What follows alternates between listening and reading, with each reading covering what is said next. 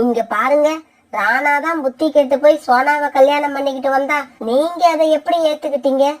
நான் எங்க ஏத்துக்கிட்டேன்? நானும் எவ்வளவோ அவனுக்கு எடுத்து சொன்னேன். அவன் நான் சொன்னதையெல்லாம் காதுலயே வாங்கல. வாழ்ந்தா இவ கூட தான் வாழ்வேன்னு பிடிவாதமா சொல்லிட்டான். நீங்க இந்த கல்யாணம் நடக்கவே அனுமதிச்சிருக்க கூடாது. கல்யாணம் என்ன என் கண்ணு முன்னாடியே நடந்தது? நகரத்துக்கு வேலைக்கு போனவன் திரும்பி வர்றப்ப சோனாவையும் கையோட அழைச்சுக்கிட்டு வந்துட்டான். நகரத்துக்கு வேலைக்கு போற ஒவ்வொரு பசங்க நல்ல பணக்கார பொண்ணா பார்த்து கல்யாணம் பண்ணி அழைச்சுக்கிட்டு வராங்க. ஆனா இவன் ஒண்ணுக்கும் உதவாத இந்த சோனாவை கல்யாணம் பண்ணி அழைச்சுக்கிட்டு வந்துட்டான். வேற வழி இல்லாததால நானும் அந்த சோனாவை வீட்டுல இருக்க அனுமதிச்சுட்டேன். என்னோட பையன் இந்த மாதிரி ஒரு ஏழை பொண்ண கல்யாணம் பண்ணிக்கிட்டு வந்தா நான் உங்களா மாதிரி சும்மா இருக்க மாட்டேன். எனக்கு பிடிக்காத அந்த மருமகளை கொன்னே போட்டுடுவேன். என்னது, கொலை பண்றதா? கொலை பண்ணிட்டு யாரு போய் ஜெயில இருக்கிறது? அப்புறம் நகரத்துல இருக்க என்னோட பையன் என் மேல ரொம்பவும் பாசமா இருக்கான். நான் இப்படி நடந்துகிட்டேன்னா அவனும் என்ன சுத்தமா வெறுத்துடுவான். மீனாட்சி அம்மா, முட்டாள்கள் தான் கொலை பண்ணிட்டு மாட்டிப்பாங்க. நாமெல்லாம் புத்திசாலி, யாருக்கும் தெரியாத மாதிரி கொலை பண்ணணும். அப்படியா? உன்னால அது முடியுமா? இங்க பாருங்க, நீங்க மட்டும் ஊன்னு சொல்லுங்க, மீதி எல்லாத்தையும் நான் பாத்துக்கிறேன். நாளைக்கு நீங்க எப்படியாவது சோனாவை நம்ம காட்டுல உள்ள பழைய குகை பக்கம் அழைச்சுக்கிட்டு வந்துருங்க. அங்க வச்சு சோனாவோட கதையை முடிச்சிடுவோம். இங்க பாரு கோரி, நீ சொன்ன மாதிரி நான் சோனாவை அந்த குகை பக்கம் அழைச்சுக்கிட்டு வந்துடுறேன். ஆனா நீ தான் அவளை கொலை பண்ணணும். இப்படி சொன்னா ராணாவோட அம்மா மீனாட்சி அம்மா பிறகு தன்னோட வீட்டுக்கு பறந்து போனாங்க. அத்தை, நான் கிச்சடி பண்ணிருக்கேன், சாப்பிட்டு பாருங்க. நீ பண்ணன கிச்சடியை சாப்பிடறத விட தண்ணி ஊத்துன சாதத்தை சாப்பிடலாம். அது எவ்வளவோ நல்லா இருக்கும். அத்தை, ஏன் இப்படி எப்பவும் என்கிட்ட வெறுப்பாவே பேசுறீங்க? நான் உங்க மேல ரொம்ப அன்பு வச்சிருக்கேன். அத்தை, தயவு செய்து என்னோட மனசு நோக்கடிக்காதீங்க. இங்க பாரு சொன்னா, நீ ஒரு ஏழை. என்னோட வீட்டுக்கு ஒரு ஏழை மருமகளா வர்றத நான் விரும்பவே இல்லை. உன்னை பார்க்க கூட எனக்கு பிடிக்கல. அத்தை, உங்களுக்கு பிடிக்கலன்னா இதுக்கப்புறம் நான் இந்த வீட்டுல இருக்க மாட்டேன். இந்த தடவை ராணாஜி வரட்டும், நான் அவரு கூடவே நகரத்துக்கு போயிடுறேன். மறுநாள் பொழுது விடிஞ்சிச்சு. அன்னைக்கு காலையில எழுந்திரிச்ச உடனே மீனாட்சி அம்மா சோனா குருவி கூட இப்படி பேச ஆரம்பிச்சாங்க. சோனா, என் கூட வா. காட்டுக்குள்ள போய் குளிர்காலத்துக்காக விறகுகளை சேகரிச்சுக்கிட்டு வருவோம். அத்தை, குளிர்காலத்துக்கு இன்னும் ரொம்ப நாட்கள் இருக்கு. விறகுகளை நாம இன்னும் கொஞ்ச நாள் கழிச்சு சேகரிக்க ஆரம்பிக்கலாம். இங்க பாரு சோனா, நான் சொல்றத நீ செஞ்சா போதும். உன்னோட கருத்தை கேட்கறதுக்கு இங்க யாரும் விரும்பல. சீக்கிரமா கிளம்பி என் பின்னால வா. மீனாட்சி அம்மா இப்படி கோவமா சொன்ன உடனே சோனா வேற வழி இல்லாம கோடாரி எடுத்துக்கிட்டு அவங்க பின்னாலேயே பறந்து போச்சு. இப்படி போனவங்க தன்னுடைய வீட்டு வாசல்ல இருந்த கோரி காகத்துக்கிட்ட போய் உட்கார்ந்தாங்க. கோரி, நானும் சோனாவும் விறகுகளை சேகரிக்க நம்ம காட்டுல உள்ள பழைய குகை பக்கம் போறோம். நேத்து நீ கூட விறகு சேகரிக்க வரணும்னு சொன்னல, அதனாலதான் உன்னையும் கூப்பிட்டு போகலாம்னு இங்க வந்தோம். என்னது, விறகு சேகரிக்கணும்னு நான் உங்ககிட்ட சொன்னனா? நான் எப்ப சொன்னேன்? எனக்கெல்லாம் எந்த விறகும் தேவையில்லை. உடனே மீனாட்சி அம்மா கோரி காகத்தோட காதுல இப்படி ரகசியமா பேச ஆரம்பிச்சாங்க. ஏய் கோரி, எல்லாத்தையும் மறந்துட்டியா? நீதான சோனாவோட கதையை முடிக்க பழைய குகை பக்கம் அவளை அழைச்சுக்கிட்டு வான்னு சொன்ன. நீ சொன்ன மாதிரியே அவளை அழைச்சுக்கிட்டு வந்துட்ட. இவளோட கதையை நீதான் முடிச்சாகணும். ஆமா ஆமா, மறந்தே போயிட்டேன். சரி சரி, இங்கேயே இருங்க, நான் விறகுகளை கட்டுறதுக்கு கயிறு எடுத்துக்கிட்டு வந்துடுறேன். இப்படி சொல்லிட்டு வீட்டுக்குள்ள போன கோரிக்காகும் பிறகு கயிறு எடுத்துட்டு வந்து அவங்க கூட பறந்து போச்சு. இப்ப இவங்க 3 பேரும் அந்த காட்டுல இருந்த பழைய குகையை நோக்கி பறந்து போய்கிட்டு இருந்தாங்க. இப்படி பறந்து வந்தவங்க ரொம்ப நேரத்துக்கு அப்புறம் அந்த பழைய குகை இருக்கிற பக்கம் வந்து சேர்ந்துட்டாங்க. பிறகு அங்க இருந்த ஒரு மரத்துக்கு அடியில உட்கார்ந்தாங்க. சோனா, எனக்கு கொஞ்சம் பசியா இருக்கு. ஏதாவது தானியங்கள் இருந்தா எடுத்துக்கிட்டு வாய. அத்தை, நீங்க இங்கேயே ஓய்வு எடுத்துக்கிட்டு இருங்க, நான் உடனே போய் உங்களுக்கு தானியங்களை எடுத்துட்டு வரேன். இப்படி சொல்ல சோனா குருவி பிறகு அங்க இருந்து பறந்து போச்சு. ஆனா இப்படி பறந்து போன சோனா குருவி உணவு தேட போகல. தன்னோட அத்தையும் கோரிக்காகவும் ரகசியமா பேசிக்கிட்டதால அவங்க மேல சந்தேகப்பட்டு அங்க இருந்து ஒரு மரத்துக்கு பின்னால மறைஞ்சிருந்து அவங்கள கண்காணிக்க ஆரம்பிச்சது. கோரி, நீ சொன்ன அந்த பழைய குகை எங்க இருக்கு? அதோ அங்க ஒரு பெரிய வேப்ப மரம் இருக்குல்ல, அதுக்கு பின்னாலதான் நான் சொன்ன அந்த குகை இருக்கு. இங்க பாரு, நாம கொஞ்சம் ரெஸ்ட் எடுக்கலாம்னு சொல்லி சோனாவை இந்த குகைக்கு அழைச்சுக்கிட்டு போவோம். சோனா என்கிட்ட பேசிக்கிட்டு இருக்கப்ப நீ பின்பக்கமா வந்து இந்த கோடாரியால அவளை கொன்னுடு. இவங்க பேசுனது எல்லாம் கேட்ட சோனா குருவி அதிர்ச்சி ஆயிடுச்சு. கண்ணீர் விட்டு அழுதுச்சு. இப்படி அழுத சோனா குருவி உடனே அங்க இருந்து கோரிக்காவும் மீனாட்சி அம்மாவும் உட்கார்ந்து இருந்த இடத்துக்கு போச்சு. அத்தை, நீங்க இப்படி என்ன கொலை பண்ற அளவுக்கு மனசுல வெறுப்பு வச்சிருப்பீங்கன்னு நான் நினைக்கவே இல்ல. கோரி, நாம பேசுனதெல்லாம் இவ கேட்டுட்டா, சீக்கிரமா இவளை பிடி. மீனாட்சி அம்மா இப்படி சொன்னதும் சோனா குருவி அங்க இருந்து வேகமா பறந்து போச்சு. உடனே கோரிக்காகவும் சோனா குருவியை விரட்டிக்கிட்டே பின்னால பறந்து போச்சு. ஆனா வேகமா பறந்து போன சோனா குருவி ஒரு கட்டத்துல அடர்த்தியான காட்டுக்குள்ள போய் மறைஞ்சு போயிடுச்சு. மீனாட்சி அம்மா, நானும் எவ்வளவு வேகமா பறந்து போய் பார்த்தேன், சோனாவை என்னால பிடிக்கவே முடியல. கோரி, என்ன இப்படி ஆயிடுச்சு? சோனா உயிரோட இருந்தா என் மகன் நகரத்துல இருந்து வந்ததும் எல்லா உண்மையும் சொல்லிடுவா. அத பத்தி நீங்க கவலைப்படாதீங்க. சோனா நமக்கு பயந்துகிட்டு இந்நேரம் இந்த காட்டை விட்டு ரொம்ப தூரம் பறந்து போயிருக்கும். இதுக்கப்புறம் இந்த காட்டுக்கு அது திரும்பி வரவே வராது. நீங்க நிம்மதியா வாழலாம். பிறகு கோரிக்காகவும் மீனாட்சி அம்மாவும் தங்களோட வீடுகளுக்கு பறந்து போனாங்க. கோரி, என்னாச்சு? போன வேலை முடிஞ்சுதா? எங்க முடிஞ்சிச்சு? நானும் மீனாட்சி அம்மாவும் பேசுனது எல்லாம் சோனா குருவி ஒட்டு கேட்டுடுச்சு. ஒட்டு கேட்ட குருவி உடனே அந்த இடத்த விட்டு பறந்து போயிடுச்சு. நானும் அதை பிடிக்க எவ்வளவோ ட்ரை பண்ணன, முடியல. எங்க போச்சுன்னே தெரியல. கோரி, நம்ம திட்டப்படி சோனாவை கொலை பண்ண முடியல. இருந்தாலும் இப்ப அந்த வீட்டுல சோனா இல்ல. நமக்கு அதுதானே தேவை. நாம 2 பேரும் அங்க போய் அந்த வீட்டை நம்ம பேர்ல எழுதி வாங்கிக்கிட்டு மீனாட்சி அம்மாவை வீட்டை விட்டு வெளியில அனுப்பிடுவோம். காலுஜி, நாம இந்த அளவு பிளான் பண்ணனதே அதுக்காக தானே. வாங்க இப்பவே போவோம். இப்படி போன காலுக்காகவும் கோரிக்காகவும் மீனாட்சி அம்மாவை மிரட்டி அந்த வீட்டை இவங்க பேருக்கு எழுதி வாங்கிட்டாங்க. கையெழுத்து போட்டு கொடுத்துட்டில்ல, இதுக்கப்புறம் இங்க ஏன் நிக்கிற? கிளம்பு கிளம்பு, வீட்டை விட்டு வெளியே போ. உடனே அந்த வீட்டை விட்டு வெளியே போன மீனாட்சி அம்மா கண்ணீர் விட்டு அழுதாங்க. எனக்கு இதுவும் வேணும், இன்னமும் வேணும். சோனா ஏழைதான், இருந்தாலும் ரொம்ப நல்லவ, மரியாதை தெரிஞ்சவ, என் மேல ரொம்பவும் அன்பும் மதிப்பும் வச்சிருந்தா. நான் தான் எல்லாத்தையும் கெடுத்துக்கிட்டேன். இந்த கோரிக்காகத்தோட பேச்ச நம்பி இப்ப எல்லாத்தையும் இழந்துட்டேன். நம்ம குடும்ப விஷயத்துல அடுத்தவங்க பேச்செல்லாம் கேட்க கூடாதுன்னு இப்ப எனக்கு நல்லா தெரிஞ்சு போச்சு. பிறகு ராத்திரி ஆச்சு. வேற வழி இல்லாத மீனாட்சி அம்மா ராத்திரி பூரா அந்த மரத்து மேலேயே உட்கார்ந்து இருந்தாங்க. அதே சமயம் காலுக்காகவும் கோரிக்காகவும் சோனா குருவி வீட்டுல உள்ள கூட்டுல படுத்து நிம்மதியா தூங்கிட்டு இருந்தாங்க. மறுநாள் பொழுது விடிஞ்சிச்சு. உடனே மீனாட்சி அம்மா அங்க இருந்து ரீட்டா கிளி வீட்டுக்கு பறந்து போனாங்க. ரீட்டா, என்னோட மருமக சோனாவை எங்கேயாவது பாத்தியா? இல்லம்மா, நான் பார்க்கல. ஏன், என்னாச்சு? என்னோட புத்தி கெட்ட தனத்தால நான் இப்ப சோனாவை இழந்துட்டேன். காலுக்காகவும் கோரிக்காகவும் சேர்ந்து என்னை எங்களோட வீட்டை விட்டே விரட்டிட்டாங்க. சரி, நான் போய் புறா கிட்ட கேட்டு பாக்குறேன். இப்படி சொல்லிட்டு மீனாட்சி அம்மா அங்க இருந்து பறந்து புறாவோட வீட்டுக்கு போனாங்க. புறா, என்னோட மருமக சோனாவை நீ எங்கேயாவது பாத்தியா? இல்லம்மா, நான் சோனாவை பார்த்து 2 நாட்கள் ஆகுது. இந்த சமயத்துல ரீட்டா கிளி தன்னோட வீட்டுக்குள்ள மறைச்சு வச்சிருந்த சோனா குருவிய கூப்பிட்டது. சோனா, சோனா, வெளியில வா, உங்க அத்தை போயிட்டாங்க. பிறகு பக்கத்து ரூம்ல இருந்த சோனா குருவி அந்த ரூமை விட்டு வெளியில வந்தது.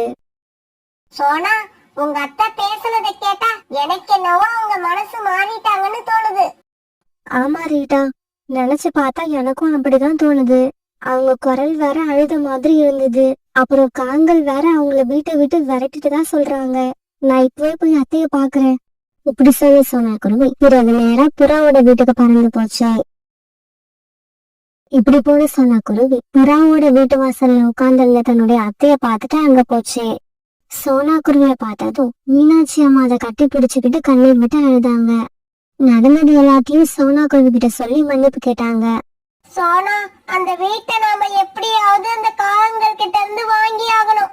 புறாண்ணா, வாங்க இப்பவே போய் போலீஸ் ஸ்டேஷன்ல ஒரு கம்ப்ளைண்ட் கொடுப்போம். சோனா, போலீஸ் ஸ்டேஷன் போனா அப்புறம் உங்க அத்தையும் ஜெயிலுக்கு போக வேண்டி வரும். அதனால இந்த விஷயத்த நம்ம நண்பர்களை வச்சு நாமளே டீல் பண்ணுவோம். பிறகு புறா, சோனா குருவி, ரீட்டா கிளி, ரோல் குருவி இவங்க எல்லாரும் கையில கம்போட காகங்களை நோக்கி பறந்து போனாங்க. இப்படி போனவங்க காங்களை தங்களுடைய கோபத்தையும் அடிக்க ஆரம்பிச்சாங்க.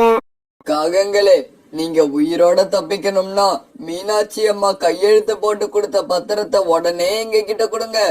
அடிக்காதீங்க, அடிக்காதீங்க. அவங்க கொடுத்த பத்திரத்தை திருப்பி கொடுத்துடுறோம். எங்களை அடிக்காதீங்க. காலுஜி, பத்திரத்தை கொடுக்கறேன்னு வாயால சொல்லிக்கிட்டு இருந்தா போதுமா? சீக்கிரமா பத்திரத்தை எடுத்து கொடுங்க. என்னால அடி தாங்க முடியல. பிறகு காங்கள் கிட்ட இருந்து பத்திரத்தை வாங்கின இவங்க அடிக்கிறத நிறுத்தினாங்க. இங்க பாருங்க காகங்களே, இதுக்கப்புறம் உங்களை இந்த காட்டுல எங்கேயும் பார்க்க கூடாது. ஆமா, அது மட்டும் இல்ல, எத்தனை வருஷம் ஆனாலும் நீங்க இந்த காட்டு பக்கம் திரும்பி வரவே கூடாது. நண்பர்களே, கவலைப்படாதீங்க. இதுக்கப்புறம் நாங்க இந்த காட்டு பக்கம் தலை வச்சு கூட படுக்க மாட்டோம். எங்களை இப்ப உயிரோட விட்டதுக்கு உங்க எல்லாருக்கும் ரொம்ப நன்றி.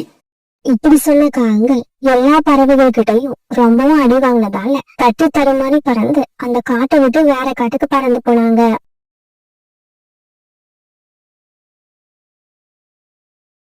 பாபாஜி, நாங்களும் நீங்க கேட்ட மாதிரி தினமும் ஒரு பறவை முட்டையை திருடி கொண்டு வந்து உங்களுக்கு கொடுக்கறோம். இருந்தாலும் நீங்க இன்னும் எங்களோட வேண்டுகோளை நிறைவேற்றவே இல்ல. காகங்களே, கவலைப்படாதீங்க. இன்னைக்கு உங்களோட வேண்டுகோளை நான் நிறைவேற்றி வைக்கிறேன். இப்படி சொன்ன அந்த பாபா ஒரு சின்ன கண்ணாடி குடுவைய காங்கள் கிட்ட கொடுத்தாரு. இந்த குடுவையில உள்ள தண்ணீரை யாருக்காவது கொடுத்து அவங்கள குடிக்க வச்சிருங்க. அவங்க அப்படி குடிச்சிட்டாங்கன்னா உடனே இந்த நிமிஷத்துல இருந்து நான் தான் உன்னோட எஜமான்னு அவங்க கிட்ட சொல்லுங்க. அவ்வளவுதான். அதுக்கப்புறம் அவங்க வாழ்க்கை பூரா உங்களுக்கு வேலை பார்த்துக்கிட்டே இருப்பாங்க. இதை கேட்டு காலுக்காகவும் குறிக்காகவும் ரொம்ப சந்தோஷப்பட்டாங்க. உடனே அந்த கண்ணாடி குடுவையை எடுத்துக்கிட்டு குகையை விட்டு பறந்து போனாங்க. காலுஜி, என்னோட ரொம்ப நாள் ஆசை நிறைவேற போகுது. ரொம்ப நாள் ஆசை இல்ல, ரொம்ப நாள் வேண்டுதல்னு சொல்லு. கோரி, அந்த பாபா சொன்னது உண்மையா இருக்குமா? எனக்கு என்னவோ நம்மளோட தொல்லை தாங்காம சாதாரண தண்ணியை இந்த பாட்டில்ல ஊத்தி கொடுத்திருப்பாரோன்னு சந்தேகமா இருக்கு. காலுஜி, எதுக்கு அந்த சந்தேகம்? இப்பவே ஏதாவது ஒரு பறவைக்கு இந்த தண்ணீரை கொடுத்து டெஸ்ட் பண்ணி பாத்துருவோம். இப்படி பேசிக்கிட்ட இவங்க 2 பேரும் பிறகு அந்த பாட்டில் எடுத்துக்கிட்டு பறந்து போனாங்க. இவங்க இப்படி பறந்து போற வழியில ஒரு மரத்துல ராக்கிக்கிலையும் ரீட்டாக்கிலையும் உட்கார்ந்து இருந்தாங்க. அதை பார்த்த காங்களும் அந்த மரத்துல போய் உட்கார்ந்தாங்க. நீங்க 2 பேரும் வயிறு நிறைய கொய்யா பழத்தை சாப்பிட்டு இப்ப தாகத்தோட உட்கார்ந்து இருப்பீங்கன்னு நினைக்கிறேன். கோரி, நாங்க தாகமா இருக்கோங்கிறத நீ எப்படி கண்டுபிடிச்ச? இங்க பாரு ரீட்டா, அதையெல்லாம் அப்புறம் சொல்றேன். நீங்க 2 பேரும் முதல்ல இந்த பாட்டில்ல உள்ள தண்ணீரை குடிச்சு உங்க தாகத்தை தீர்த்துக்கோங்க. உடனே ரீட்டாக்கிலையும் ராக்கிக்கிலையும் அந்த பாட்டில்ல இருந்த தண்ணியை குடிக்க ஆரம்பிச்சாங்க. அந்த தண்ணீரை குடிச்சு முடிச்ச உடனே ரீட்டா கிளிக்கும் ராக்கி கிளிக்கும் தலை சுத்த ஆரம்பிச்சது. அவங்க 2 பேரும் தண்ணீரை குடிச்சு முடிச்ச உடனே காலுக்காக இப்படி பேச ஆரம்பிச்சது. ரீட்டா, ராக்கி, உங்க 2 பேருக்கும் இனிமே நாங்க தான் எஜமா. அப்படியே ஆகட்டும். நீங்க என்ன வேலை சொன்னாலும் நாங்க செய்வோம். ஆமா, இந்த நிமிஷத்துல இருந்து இதுக்கப்புறம் நீங்க தான் எங்களுக்கு எஜமான். ராக்கிக்கிலையும் ரீட்டாக்கிலையும் இப்படி சொன்ன உடனே காலுக்காகவும் குறிக்காகவும் சந்தோஷத்துல குதிக்க ஆரம்பிச்சாங்க. காலுஜி, அந்த பாபா சொன்னது உண்மைதான். இந்த மருந்து நல்லாவே வேலை செய்யுது. அது சரி, இந்த வேலைக்காரவங்களுக்கு இப்ப நாம ஏதாவது வேலை கொடுத்தாகணும். என்ன வேலை கொடுக்கலாம்? இங்க பாருங்க, நீங்க 2 பேரும் இன்னையிலிருந்து இந்த கொய்யா மரத்தை காவல் காக்கணும். இந்த கொய்யா மரத்துல ஏதாவது பறவைகள் பழத்தை சாப்பிட வந்தா அவங்கள கம்பால அடிச்சு விரட்டணும். அப்படியே செய்யறோம் எஜமா, அப்படியே செய்யறோம். இப்படி சொன்ன ராக்கிக்கிலையும் ரீட்டாக்கிலையும் ஆளுக்கு ஒரு கம்பை எடுத்துக்கிட்டு அந்த கொய்யா மரத்துல உட்கார்ந்தாங்க. பிறகு காலுக்காகவும் குறிக்காகவும் அங்க இருந்து சந்தோஷமா பறந்து போனாங்க. காலுஜி, இதுக்கப்புறம் நம்ம காட்டுல நிறைய இன்ட்ரெஸ்டிங்கான இன்சிடென்ட் எல்லாம் நடக்க போகுது. புறா, சோனா குருவி, ரோனி குருவி இவங்க எல்லாரும் எப்படி இருந்தாலும் கொய்யா பழம் சாப்பிட அந்த மரத்துக்கு வருவாங்க. அப்ப ராக்கிகளையும் ரீட்டாக்கிலையும் தன்னோட நண்பர்களை கம்பு எடுத்து அடிக்க போறாங்க. கோரி, நீ சொல்றத நினைச்சு பார்த்தாலே பயங்கரமா சிரிப்பு வருது. ராணி, இன்னைக்கு எனக்கு வயல்ல கொஞ்சம் வேலை இருக்கு. அதனால ஃபேக்டரிக்கு போய் லீவ் சொல்லிட்டு வந்துடுறேன். என்னங்க, வர்றப்ப கொய்யா பழம் கிடைச்சா எடுத்துக்கிட்டு வாங்க. பிறகு வீட்டை விட்டு பறந்து போன அப்புறம் அந்த வேலை செய்யற ஃபேக்டரிக்கு போய் லீவ் சொல்லிட்டு தன்னோட வீட்டுக்கு திரும்பி வந்தது. இப்படி வர வழியில ஒரு மரத்துல நிறைய கொய்யா பழங்கள் இருக்கிறத பார்த்துட்டு அங்க போச்சு. புறா வந்து அந்த கொய்யா மரத்துல உட்கார்ந்ததை பார்த்த ராக்கி கிளி உடனே கம்பு எடுத்துக்கிட்டு வேகமா போய் புறா ஒரு அடி அடிச்சிருச்சு. யார் வீட்டு மரத்துல யாரு வந்து பழத்தை பறிக்கிறது? போய் இங்க இருந்து. ராக்கி, உனக்கு என்னாச்சு? இந்த மரத்துல உள்ள பழம் எல்லாருக்கும் சொந்தம். இந்த பழத்தை பறிச்சதுக்காகவா நீ என்ன அடிச்ச? இல்ல, இந்த கொய்யா மரம் எங்க எஜமானுக்கு சொந்தமானது. இதுல இருந்து யாரும் பழங்களை பறிக்க கூடாது. அதை நாங்க அனுமதிக்க மாட்டோம். ரீட்டா, உங்க 2 பேருக்கும் என்னாச்சு? நீங்க பேசுற பேச்சையெல்லாம் கேட்டா உங்க 2 பேருக்கும் பைத்தியம் பிடிச்சிருச்சுன்னு நினைக்கிறேன். ஆமா, எஜமான்னு சொல்றீங்களே, உங்களோட எஜமா யாரு? காலுக்காகவும் கோரிக்காகவும் தான் எங்களோட எஜமான். அவங்களோட கட்டளையை நிறைவேற்ற வேண்டியது எங்களோட கடமை. காகங்கள் 2 பேருமே ரொம்ப மோசமானவங்க. நீங்க எதனால அவங்க கூட சேர்ந்தீங்க? இங்க பாரு புறா, இதுக்கப்புறம் எங்க எஜமான பத்தி ஏதாவது தப்பா பேசன இந்த கம்பாலேயே உன்னை அடிச்சு கொன்னுடுவேன். ராக்கி இப்படி கோவமா பேசின உடனே புறா எதுவுமே பேசாம அங்க இருந்து பறந்து போயிடுச்சு. சோனா, ராக்கி கிளிக்கும் ரீட்டா கிளிக்கும் பைத்தியம் பிடிச்சிருச்சுன்னு நினைக்கிறேன். நம்ம காட்டுல உள்ள கொய்யா மரத்துல யாரும் பழங்களை பறிக்க கூடாதுன்னு சொல்றாங்க. பழங்களை பறிக்க போன என்ன கம்பால தாக்குறாங்க. புறாண்ணா, நீங்க சொல்றதை என்னால நம்பவே முடியல.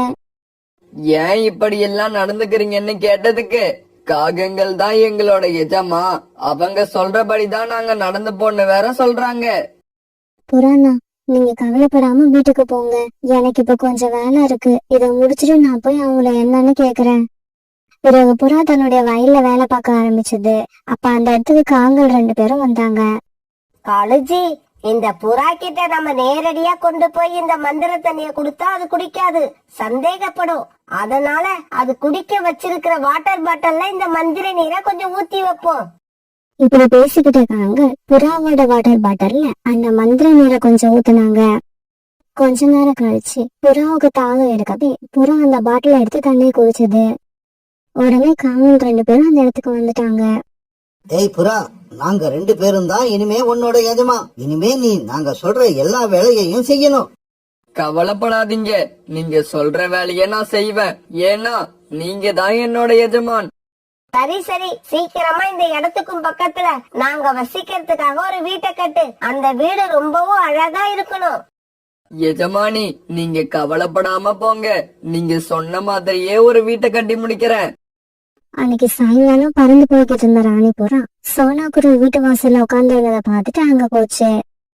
சோனா, வயல்ல வேலை பார்க்க போனவரு இப்ப வரைக்கும் வீட்டுக்கு திரும்பி வரல. அவரை பார்க்கலாம்னு தான் போய்கிட்டு இருக்கேன். அப்படியா, இரு நானும் உன் கூட வரேன். சோனா குருவியும் ராணி புறாவும் அங்க போய் பார்த்தப்ப புறா ரொம்பவும் கஷ்டப்பட்டு ஒரு வீட்டை கட்டிக்கிட்டு இருந்தது. என்னங்க, வீட்டுக்கு வராம இன்னும் என்ன பண்ணிக்கிட்டு இருக்கீங்க? இந்த வீட்டை யாருக்காக கட்டுறீங்க? இங்க பாருங்க, வேலை செய்யறப்ப வந்து டிஸ்டர்ப் பண்ணாதீங்க. என்னோட எஜமான் வர்ற நேரம். அவங்க வர்றதுக்குள்ள நீங்க சீக்கிரமா இடத்த காலி பண்ணுங்க. என்னது எஜமானா? புறாண்ணா, யார் உங்களோட எஜமான்? காலுக்காகவும் கோரிக்காகவும் அவங்க 2 பேரும் தான் எனக்கு எஜமான். அவங்க எனக்கு மட்டும் இல்ல, இந்த காட்டுக்கே எஜமான். என்னங்க, என்ன பைத்தியம் முடிச்ச மாதிரி பேசுறீங்க? என்னாச்சு உங்களுக்கு? ராணி, எதுவும் பேசாத. ராக்கி கிளிக்கும் ரீட்டா கிளிக்கும் என்ன நடந்துச்சோ அதேதான் புறா அண்ணனுக்கும் நடந்திருக்கு. இப்ப நாம இதெல்லாம் எப்படி நடக்குதுன்னு கண்டுபிடிச்சாகணும். இந்த நிகழ்ச்சிக்கு அப்புறம் சோனா குருவி காங்களை கண்காணிக்க ஆரம்பிச்சது. ஒரு நாள் காங்கள் எங்கேயோ பறந்து போறத பார்த்த சோனா குருவியும் அவங்க பின்னாடியே பறந்து போச்சு. இப்படி போன காங்கள் 2 பேரும் ஒரு மரத்து மேல உட்கார்ந்து இருந்த ரோனி குருவி கிட்ட பேச ஆரம்பிச்சாங்க. இதையெல்லாம் ஒரு மரத்துக்கு பின்னால மறைஞ்சிருந்த சோனா குருவி பாத்துக்கிட்டே இருந்தது. பிறகு ரோனி குருவி காங்கள் கிட்ட இருந்த பாட்டில வாங்கி தண்ணீர் குடிச்சது. இங்க பாரு ரோனி, இதுக்கப்புறம் நாங்க தான் உன்னோட எஜமா, நீ எங்களோட சர்வன்ட். ஆமா, நீங்க 2 பேரும் தான் என்னோட எஜமான். நீங்க என்ன சொன்னாலும் நான் கேட்பேன். ஓஹோ, அப்படின்னா புறான்னா ராக்கி கிளி ரீட்டா கிளி இவங்களுக்கெல்லாம் இதான் நடந்திருக்கா? அப்படின்னா காங்கள் வச்சிருக்க வாட்டர் பாட்டில்ல தான் ஏதோ விஷயம் இருக்கு. அந்த பாட்டில்ல உள்ள தண்ணீரை அவங்களையே குடிக்க வைக்கணும். அதுதான் அவங்களுக்கு சரியான தண்டனையா இருக்கும். இங்க பாரு ரோனி, இந்த காட்டுலயே ஒரிஜினல் தேன் எங்க இருக்குன்னு பார்த்து எங்களுக்கு சீக்கிரமா எடுத்துக்கிட்டு வா. காங்கள் இப்படி சொன்ன உடனே ரோனி குருவி உடனே அங்கிருந்து பறந்து போச்சு. காலுஜி, ரோனி குருவி தேன் எடுத்துக்கிட்டு வர்றதுக்கு எப்படியும் 1 மணி நேரம் ஆகும். வாங்க, அந்த நேரத்தை வீணடிக்காம ஒரு மரத்தடியில படுத்து தூங்குவோம். பிறகு காங்கள் 2 பேரும் ஒரு மரத்தடியில படுத்து தூங்க ஆரம்பிச்சாங்க. இந்த சமயத்தை எதிர்பார்த்துக்கிட்டு இருந்த சோனா குருவி அந்த மந்திர பாட்டில எடுத்துக்கிட்டு வேகமா பறந்து போச்சு. இப்படி போன சோனா குருவி நேரா காங்களோட வீட்டுக்கு போய் காங்கள் குடிக்க வச்சிருந்த மண்பானையில அந்த மந்திர நீரை ஊத்துச்சு. மந்திர நீரை பானையில ஊத்துன சோனா குருவி பிறகு காங்கள் இருந்த இடத்துக்கு போய் அந்த பாட்டில இருந்த இடத்துலயே வச்சிருச்சு. பிறகு அங்கிருந்து காங்கள் வீட்டுக்கு திரும்பி வந்த சோனா குருவி ஒரு இடத்துல மறைஞ்சிருந்து காங்களை எதிர்பார்த்து காத்திருந்தது. ரோனி குருவி கொண்டு வந்த தேனை குடிச்ச காங்கள் 2 பேரும் தங்களோட வீட்டுக்கு திரும்பி வந்தாங்க. ஓரி, நாம ஆந்த பாபா கிட்ட இருந்து வாங்கிக்கிட்டு வந்த இந்த மந்திர தண்ணியை வச்சு கூடிய சீக்கிரம் சோனா குருவியையும் நம்மளோட வேலைக்காரியா மாத்தணும். காலுஜி, அதையெல்லாம் அப்புறம் பாத்துக்கலாம். கொஞ்சம் தண்ணி எடுங்க. தேன் குடிச்சதால எனக்கு தாகம் அதிகமா இருக்கு. கோரி, எனக்கும் தாகமா தான் இருக்கு. நானும் தண்ணி குடிக்கணும். இப்படி பேசிக்கிட்ட காங்கள் 2 பேரும் பிறகு ஆளுக்கு ஒரு கிளாஸ் தண்ணி எடுத்து குடிக்க ஆரம்பிச்சாங்க. இந்த சமயத்துல மறைஞ்சிருந்த சோனா குருவி காங்கள் கிட்ட வந்துச்சு. இங்க பாருங்க காங்களே, இனிமேல் உங்க 2 பேருக்கும் நான் தான் எஜமானி. நீங்க 2 பேரும் என்னோட வேலைக்காரங்க. எஜமானி அம்மா, நீங்க சொல்றது உண்மை. நாங்க உங்களோட அடிமைகள் தான். ஆமா எஜமானி அம்மா, என்ன வேலைன்னு சொல்லுங்க, நாங்க இப்பவே செஞ்சு முடிக்கிறோம். பிறகு சோனா குருவி நேரா ஆந்த பாபா கிட்ட பறந்து போச்சு. பாபாஜி, நீங்க கொடுத்த மந்திர தண்ணீரை குடிச்சிட்டு புத்தி மாறி போன பறவைகளை எல்லாம் மறுபடியும் சரி பண்றதுக்கான மருந்து கொடுங்க. இல்லனா உங்களை பத்தி காட்டு அரசர்கிட்ட கம்ப்ளைண்ட் பண்ண வேண்டி வரும். குருவி, அவசரப்படாத. நீ கேட்ட மருந்த நான் இப்பவே கொடுக்கறேன். பிறகு ஆந்த பாபா கொடுத்த மருந்தை எடுத்துக்கிட்டு தன்னோட இடத்துக்கு வந்த சோனா குருவி ரீட்டா கிளி, ராகி கிளி, புறா, ரோனி குருவி இப்படி இவங்க எல்லாருக்கும் அந்த மருந்து கொடுத்து அவங்கள பழையபடி மாத்திருச்சு. சோனா, எங்களை எல்லாம் பழையபடி மாத்தினதுக்கு உனக்கு ரொம்ப நன்றி. நண்பர்களே, நன்றி சொல்றதெல்லாம் இருக்கட்டும், சீக்கிரமா என்னோட வீட்டுக்கு வாங்க. உங்களுக்கு எல்லாம் ஒரு அதிசயத்தை காட்டுறேன். இவங்க எல்லாம் சோனா குருவி வீட்டுக்கு போனப்ப அங்க காலுக்காகவும் கொரிக்காகவும் பாத்திரங்களை சுத்தம் பண்ணிக்கிட்டு இருந்தாங்க. வாங்க எஜமானி அம்மா, வாங்க. எஜமானி அம்மா, நீங்க சொன்ன மாதிரியே எல்லா பாத்திரங்களையும் சுத்தம் பண்ணிக்கிட்டு இருக்கோம். சோனா, அந்த மாத்து மருந்த கொடுத்து இவங்களையும் பழையபடி ஆக்கிடு. இல்ல இல்ல, இவங்க செஞ்ச தவறுக்கு இன்னும் 1 வருஷம் இவங்க 2 பேரும் இப்படியே சோனா குருவி வீட்டுல வேலை பார்த்துக்கிட்டு இருக்கட்டும்.